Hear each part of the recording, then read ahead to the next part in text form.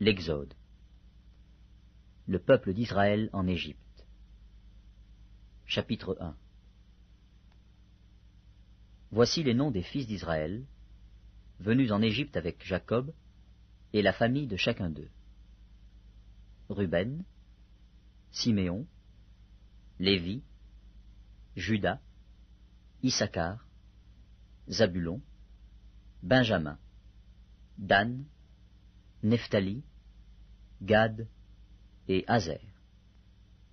Les personnes issues de Jacob étaient au nombre de 70 en tout. Joseph était alors en Égypte. Joseph mourut, ainsi que tous ses frères et toute cette génération-là. Les enfants d'Israël furent féconds et multiplièrent, ils s'accrurent et devinrent de plus en plus puissants. Et le pays en fut rempli. Il s'éleva sur l'Égypte un nouveau roi, qui n'avait point connu Joseph.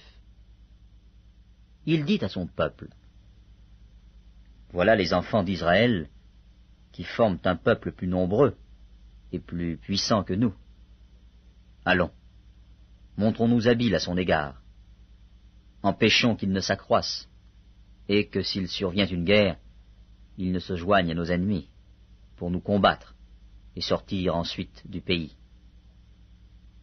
Et l'on établit sur lui des chefs de corvée, afin de l'accabler de travaux pénibles. C'est ainsi qu'il bâtit les villes de Pithom et de Ramsès, pour servir de magasin à Pharaon. Mais, plus on l'accablait, plus il multipliait et s'accroissait.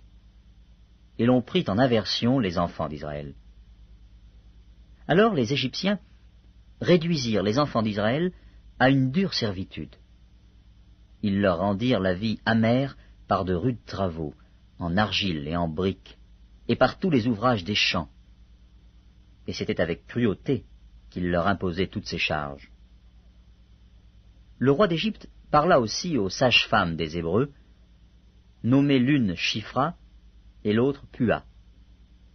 Il leur dit, « Quand vous accoucherez les femmes des Hébreux, et que vous les verrez sur les sièges, si c'est un garçon, faites-le mourir. Si c'est une fille, laissez-la vivre. » Mais les sages-femmes craignirent Dieu et ne firent point ce que leur avait dit le roi d'Égypte. Elles laissèrent vivre les enfants.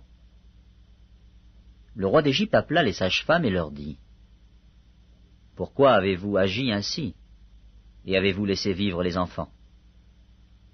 Les sages-femmes répondirent à Pharaon, « C'est que les femmes des Hébreux ne sont pas comme les Égyptiennes. Elles sont vigoureuses et accouchent avant l'arrivée de la sage-femme. » Dieu fit du bien aux sages-femmes, et le peuple multiplia et devint très nombreux.